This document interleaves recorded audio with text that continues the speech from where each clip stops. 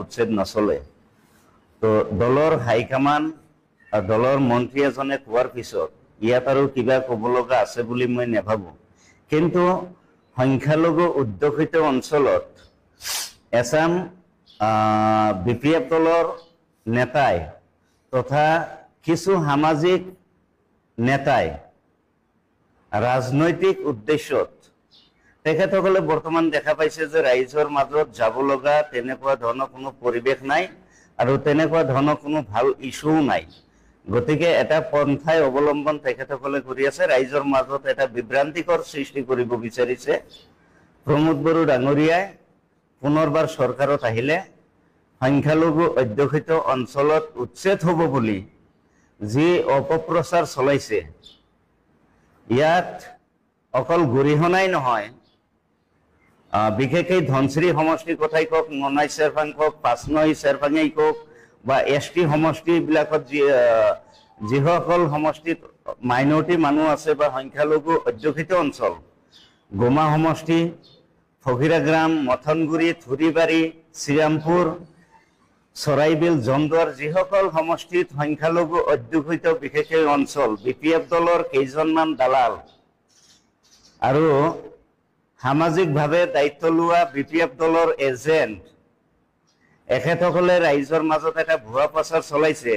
প্ৰমোদ বড়ো ডাঙৰীয়া চৰকাৰ পুনৰবাৰ আহিলে উচ্ছেদ হ'ব। আচলতে এই কথাটো গ্ৰহণযোগ্য নহয়, যিহেতু দলৰ হাইকমাণ্ড দলৰ মুৰব্বীয়ে কৈছে প্ৰমোদ বড়ো ডাঙৰীয়া চৰকাৰ থকালৈকে BTCত এক লেচা মাটিও ক'ৰবাত উচ্ছেদ নহয়। আৰু সংখ্যালঘু মানুহখিনিক মই অনুৰোধ জনাম যে তেখেতসকলৰ কথাৰ ভিত্তিত তেখেতসকলে যিখিনি কথা কৈছে এই কথাখিনি খুব প্ৰশংসনীয় আৰু আদৰণীয়। কিন্তু আমি একটু দুখ পাইছোঁ আৰু তেখেতসকলক আমি এইটোৱে আহ্বান কৰিব বিচাৰিছোঁ, যিহেতু আমি ৰাজনীতি হ'ল মানৱ সেৱা কৰিব লাগে, মানুহ মানে ভাল এটা সুস্থ পৰিৱেশ আনিব লাগে, ভাল চৰকাৰ আনিব লাগে, নিৰাপত্তা দিব লাগে।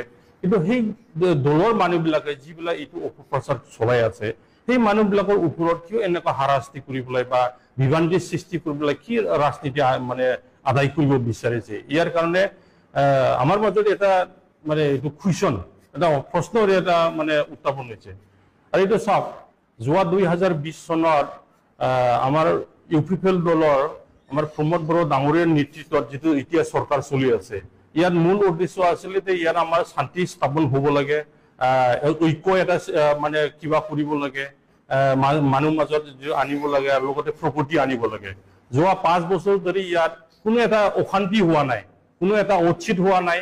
আৰু সেইটো লৈ পেলাই আমাৰ মানে BTR চিফ ডাঙৰীয়াই বহুতখিনি মানে ৰাইজৰ মাজত যিটো আশ্বাস দিলে, কথা ক'লে যে ইয়াত যেতিয়ালৈকে UPPL চৰকাৰ থাকিব ইয়াত কোনো এজন মানে কিবা নহ'ব, উচ্ছেদ নহ'ব।